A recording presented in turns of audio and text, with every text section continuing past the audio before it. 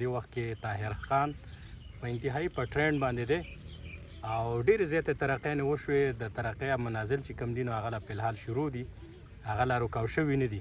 کبیر اپریدي د هغې هم ډېر ښه کردار دی، هغه مې اپریشیټ کوو چې د خلکو د پښتنو ته چې کوم دی د هغې هغه ښه مخ ټولې دنیا ته ښیي. بیا که بل طرف ته وګورو افسر افغان نوم یې یو کس دی، هغه هم ډېر ښه کردار ادا کوي. هغه هم امجد خان شو، ارشد خان شو، هر هغه کس چې کوم د پښتون نوم روښانه کوي موږ هغه ټولو ته د زړه د کومې نه دعاګانې ورته کوو چې الله پاک وله مزید ترقي ورکړي. السلام علیکم ورحمت الله وبرکاته. ملګرو مازدیګری دی او نری نری باران وریږي. بارانه ته ناست یو، په دې وخت کې زما سره وراره مې راغلی او کیپټن کامل موجود دی. ګپ شپ هم لګوو نو هسې خبره پکې راله د پښتنو د پرمختګ او د پښتنو د کردار.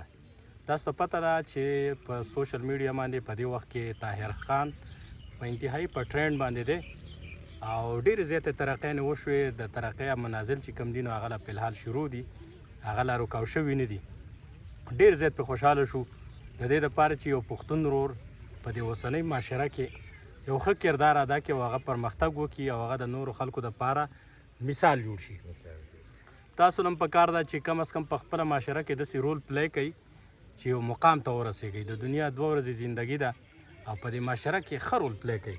د خلکو د خیرخواهي دپاره سوچ فکر کوئ او که کله تاسو د بل د خیرخواهي سوچ فکر کوو نو الله پاک به تاسو سره خیر کوي، تاسو ته به د خیر ښېګړې هغه لارې کولاوئ.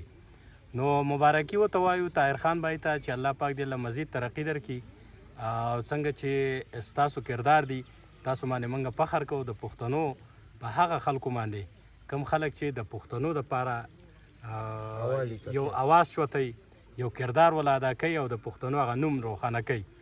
د دغه سره سره چې کوم دی که تاسو وګورئ نو په سوشل میډیا باندې کبیر اپریدي د هغې هم ډېر ښه کردار دی، هغه مې اپریشیټ کوو چې د خلکو د پښتنو ته چې کوم دی د هغې هغه ښه مخ ټولې دنیا ته ښیي.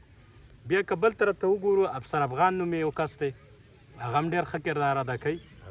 هغه هم امجد خان شو، ارشد خان شو، هر هغه کس چې کوم د پښتون نوم روښانه کوي موږ هغه ټولو ته د زړه د کومې نه دعاګانې ورته کوو چې الله پاک وله مزید ترقي ورکړي او هر هغه خلک چې کوم په معاشره کې ښه رول نه پلی کوي د پښتنو د بدنامۍ سبب جوړیږي نو هغې ته دا وایو چې د دنیا 2 ورځې زندګي ده.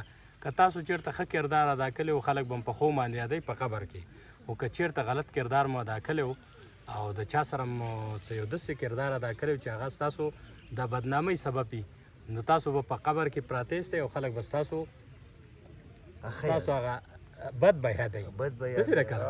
او که چېرته د چا سره هم ښه کلي، که چېرته هم د چا سره ښه کلي یو خلک به هم په ښو باندې یادوي. نو مهرباني وکړئ پښتنو د یو بل خپې مه وهئ، د یو بل لنګې مه وهئ، په یو بل پسې خبرې مه کوئ او عزت او ذلت دا د الله په لاس کې دی. الله پاک چې چاله وغواړي عزت ورکوي، چاله چې وغواړي ذلت ورکوي.